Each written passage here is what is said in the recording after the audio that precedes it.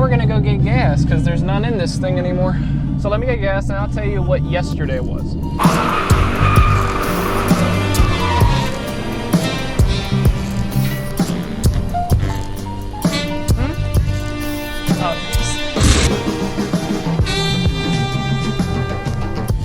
Oh wow, thanks.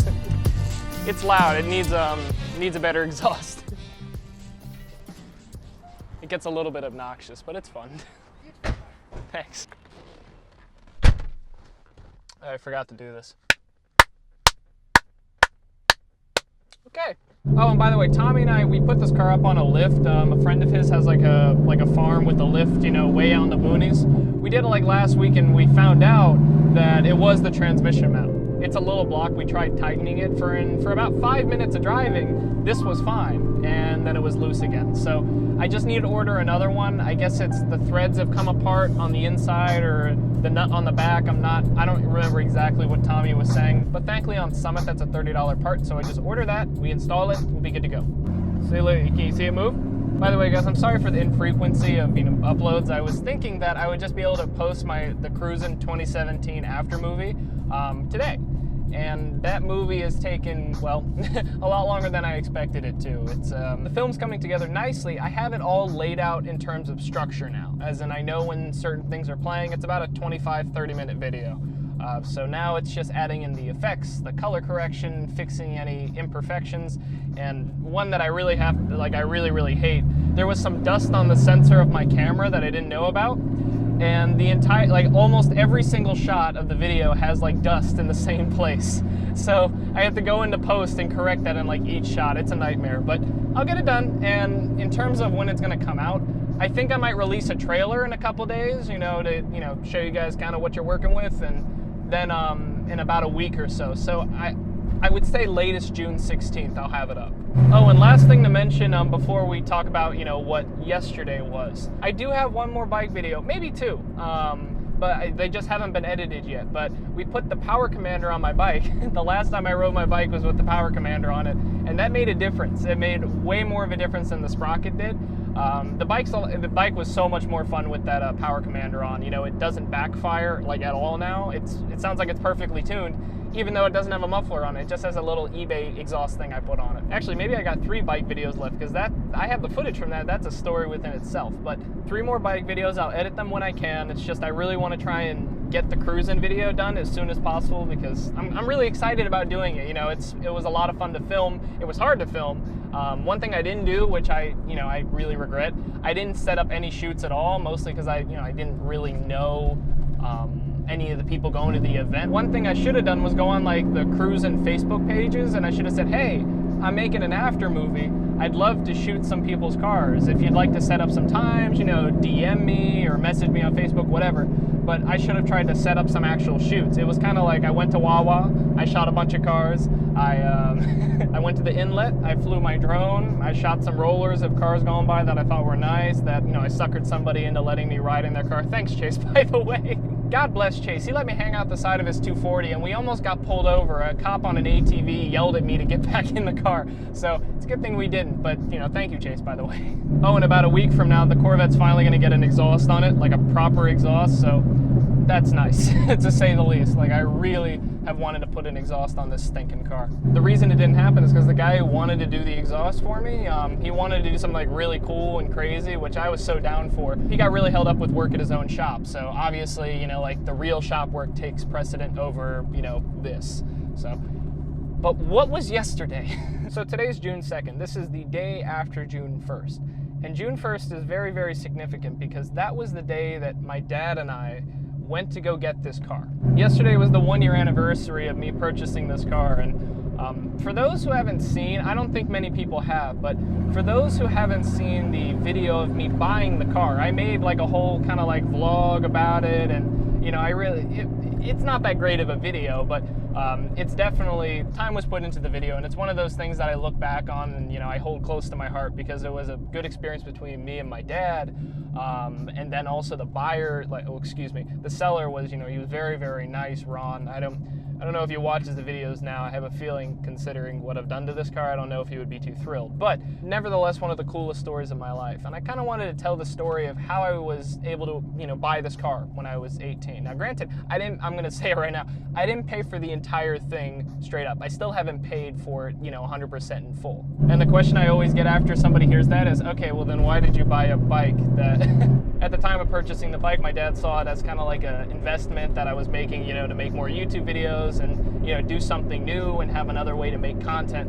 And he thought it was a good idea. Now it's a different story, but at the time he was like, yeah, you can buy it and you still pay me for the Corvette later. But let's talk about how whoa, why are you stopping, dumbass? So let's go back about 3 years ago-ish. It was my junior year of high school. And I kept on trying to figure out a way to get a car. Let me put this up. But I kept on trying to figure out a way to get a car. I got my license and I wanted something that I could have fun with. I wanted something more than my daily driver Altima. So I kept looking around, and the car that I kept on looking at was a Miata. Like an NA Miata, because they're dirt cheap and they don't break. So I was like, I'm about to buy a $1,500 Miata, even though I have absolutely no money and there would be no way I could ever actually afford it.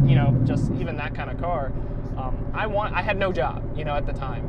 No way of making any kind of income. So I really, really wanted to buy a Miata, and I kept trying to buy it and pressure my parents. I was like, I really want to buy one, yada, yada, yada. Nothing ever came of it. And one day I was sitting on the toilet, and I was watching this episode of Roadkill where they restored well, they didn't restore it, they got it running. It was like a GMC Jimmy truck, or it was like a 49 GMC truck, something. And in part of the episode, like the quarter of the screen and the frame, there was like an 80s, 90s Corvette. I knew it was a Corvette, I knew it was an old one, and I saw it, I was like, you know what? Just out of curiosity, how cheap can you get a Corvette? And at the time, I didn't even really know about C4s or anything like that. When I thought Corvette, the oldest Corvette I thought of really was a C5. I mean, I knew about the C3s and the C2s, but I didn't know anything about these cars. But I looked up Corvettes, like on cars.com, Auto Trader, and I was like, holy crap, these things are cheap. I was like, dude, on the low end spectrum, you can get like a clean, like mid-80s Corvette for like $5,000. And I'm thinking to myself, if I get myself a job, I can have like almost a 300 horsepower car. That would be amazing. Nowadays horsepower is getting so cheap, and cars are getting more and more powerful. And it's almost, I think I might even make a video about it, but it's kind of scary because, nowadays it doesn't take very much money to go very fast anymore. I wasn't really around, but there was a time when 700 horsepower was like, whoa, that's a lot of horsepower. Nowadays 1,000 horsepower is like, it's 1,000 horsepower. Well, what else? The thing is though, even 300 horsepower, 250 horsepower for somebody getting basically their first car or any kind of performance car or their first play toy thing, that's not always a great idea. It has a lot to do with the person, just like buying a big bike, getting a high horsepower car or a performance car, especially when you're not used to one, it can be dangerous. You can let it get away from you. It's not the same extent, but it's the same principle. And that was my parents' thought at the time. They're just like, a kid can't have a Corvette. Even up until like right before I bought it, my parents were like, an 18-year-old can't have a Corvette. But by about April of my junior year of high school, I realized that this is the car I wanted. It wasn't at the time a 1996 red one, but I was like, I need a C4. I want a Corvette. And soon it turned into I just want a Corvette. It turned into I want a stick shift Corvette. Then it turned into I want a later 90s one. So there were two models of the C4. There was the pre-facelift and then post-facelift. This is the post-facelift, which I think looks a lot better. Some people, think differently, but I personally think this one looks a lot better. And eventually it turned into I want a red 1996 Corvette with less than 100,000 miles. And I'll get into that in a moment. But how did I afford it, so to speak? How did I get the money? In April, when I realized I wanted this car, I said to myself, the only way I'm going to be able to get this is I got to get a job. I don't know where. I don't know, doing what. But I need a job. So I went looking for a job, and the first place I thought of that I probably could get a job, I was playing saxophone at the time, I was taking lessons at a music shop, and I figured, I know that they're hiring in the summer.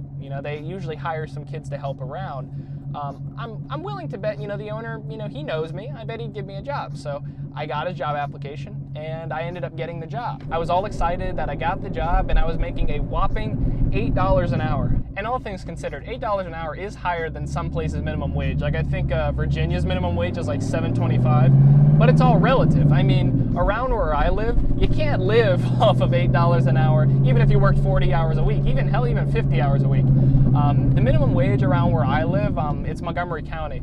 And I might be wrong, but I think Montgomery County is like the wealthiest county in the nation, which, you know, it doesn't mean I'm bloated. I'm just saying like that it just happens to be that way. Minimum wage is $10.75 now. I think it goes up to like $11.15 October of this year. But either way, getting back to the music shop, I got the job and I was all happy, and I hated that job. What I quickly realized about the owner, Steve, he may be a very nice guy, but he's a terrible boss, very rude to employees, pays them absolutely nothing. You know, I mean, he's not making much money himself, but he pays them absolutely nothing. And I've realized, I don't know why it took me so long, he hires kids only in the summer and then he lets them go right at the beginning of the school year, simply because he knows he can get cheap labor out of it. You know, do the shit, you know, take out the trash, you know, clean places that he doesn't want to go, which I you know, as a business guy, I get it. It's a smart business decision, but it's not exactly the kind of work I wanted to spend time really doing. So at the same time the music shop fiasco was going on, keep in mind, I got the job, I think it was around May, but I didn't start working until June. So I put in the application early and I started working once I was off school. But at the same time that I did that, around May, I ended up figuring out how to get a job at a sandwich shop, Potbelly's, which I've talked about in previous videos. I even made a video talking about like when I quit my job. The story behind that job was, you know, I used to go there like every day with my friends to get lunch. You know, we have open lunch at our high school. It was like 10 minutes away. At the time, lunch was at 10:50 and Potbelly's opened at 11. So you walk over there in 10 minutes, you get there right at the beginning of when they open, and you get food immediately, and then you go back to school. It was great. You know, we did it all the time, and I lost a lot of money at Potbelly's. But I was a familiar face there. I knew the menu pretty well because I had gotten basically everything on the damn thing. And I liked the food. You know, I could vouch for it. It wasn't a place where like you work there and you hate the products. Like I actually really liked the food there. It took a long time before I got tired of it. At that time, April, May, I was being tutored in math.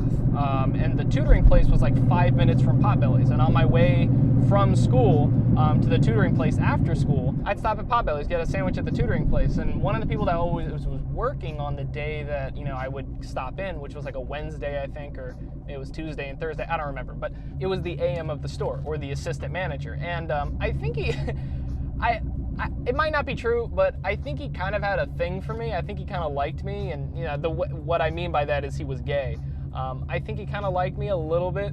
So the only reason I even say that is because, you know, the way he talked to me, it just seemed like he was kind of like almost hitting on me in a way. You know, at the time I didn't realize it, but when I found out he was gay later on, I was like, okay, things make sense now.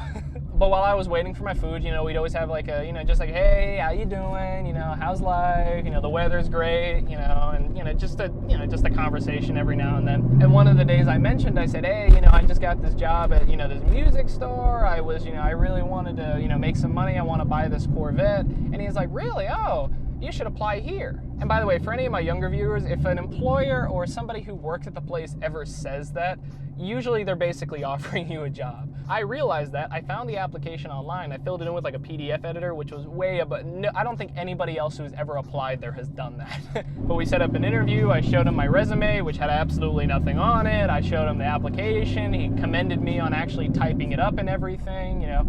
And I ended up getting the job. Long story short, I beat that horse to death. I worked every single possible shift I could.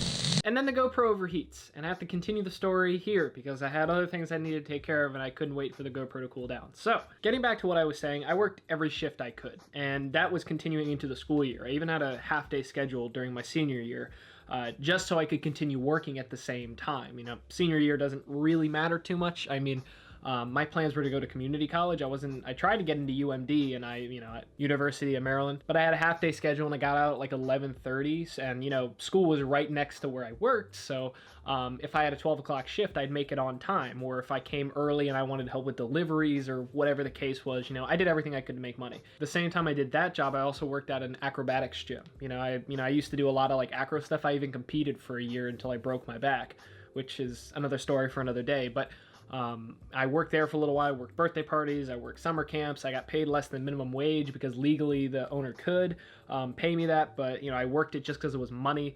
And everyone thought I was delusional for trying to get this car, but you know, I was telling people at work, showing them pictures of the car and everything that I wanted, and they were all saying like, oh yeah, good luck. There's no way you're gonna be able to afford that. And finally, end of the year, senior year came around. You know, every dollar I made, I was saving. I had like $4,000 in stocks or something at the time. You know, I put a bunch of money away into a stock, which plummeted and then came back up. I didn't make any money off the stock. All I did was just break even. But either way, right at the time about graduation, I had about 9-10 grand. Basically, that was to my name.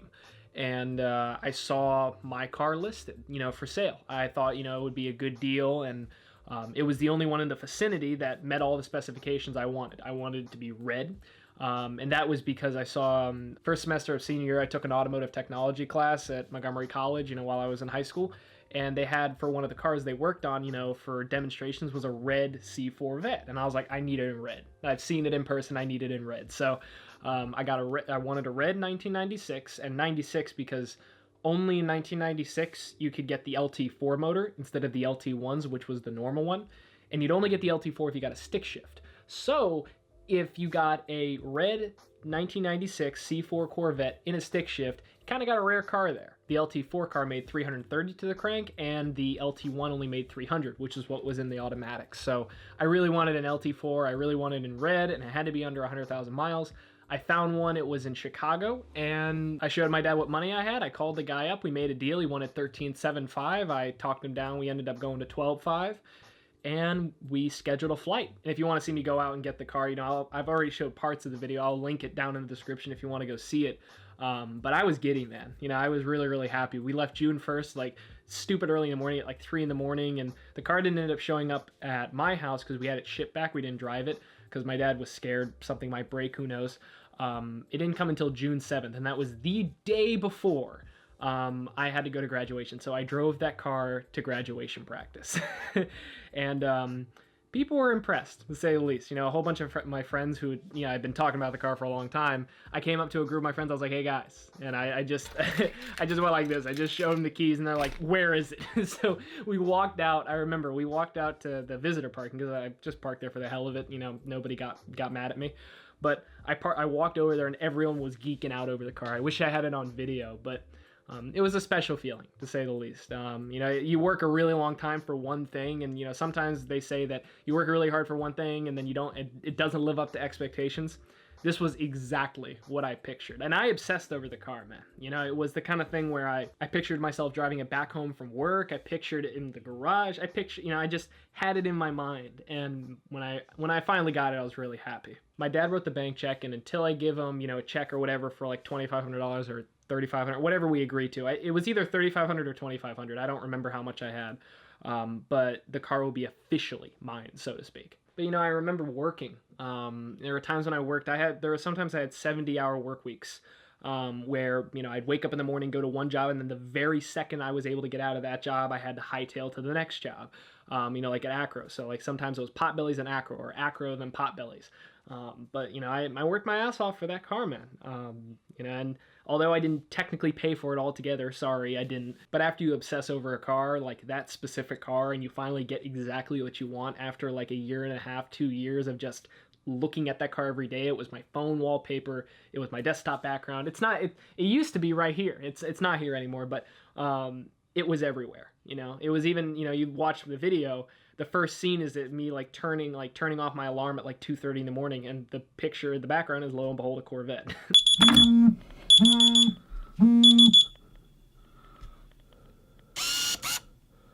But I'll never forget that, man. It was one of the best experiences I've ever had with buying the car. And to this day, my mother is still mad that my dad let me finally get that car. You know, she basically did not allow it. There was never an agreement, but allow it until the day that I called the guy about the car. And what's crazy about the car is I found out from him right after I hung up on the phone and made a deal with him. His neighbor offered him his original asking price for the car, and he didn't sell it to him because we agreed on the phone.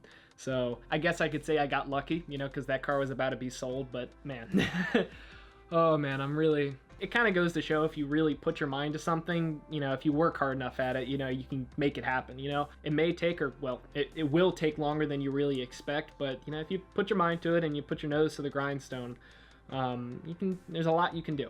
I'm not going to say anything is possible within reason, but you know, a lot can be done. You know, I worked my ass off for that car, and it was only that car, and I focused on that car, and well, I got it now, and now we're here. But anyway, guys, that's it for the video. I don't know, like yesterday was a weird day, you know, there was a lot of just crap that I was dealing with, you know, with family and stuff like that, but you know, I was really thinking about, you know, when we went to go get the car, and you know, really, I always say it, but that car, if I hadn't gotten that car and done the stuff I've done with it now, I wouldn't be here, and I wouldn't have met a lot of people I have, and probably wouldn't still be making YouTube videos. I don't know what I'd be doing. I'd probably still be in college, you know, pursuing something I don't actually care about. You know, making videos, whether it's for YouTube, whether it's freelance, whether social media, whatever. You know, making an income doing something you like. It's hard. You got to figure out how to do it, which I'm doing right now. But if I were to go back in time, I wouldn't have changed anything. I would have done exactly the same stuff. But yeah, guys, that's it. Let me know in the comments. Do you guys have any stories kind of like that? You know, like your first car buying experience, or the first time you got something you really, really wanted, like whether it was a car, whether it was a motorcycle, whatever the case is. I'd like to know. I like victory stories. But anyway, that's it for the video. Thank you guys for watching. If you enjoyed, make sure to like the video for me. Subscribe if you haven't already. Like I said about the cruising video, I'm going to see if I'll have that done by June 16th. I'll try earlier if I can. I might just post a trailer if I know it's going to take too long. Because I can whip that up in about a day, you know, just going through some of the best clips and putting some good music over it. And then there's also, you know, I have like 3 motorcycle videos I have yet to edit, so there's still like a couple motorcycle videos before all y'all leave. You can still watch those. But with that, guys, talk to you later. You have a good one.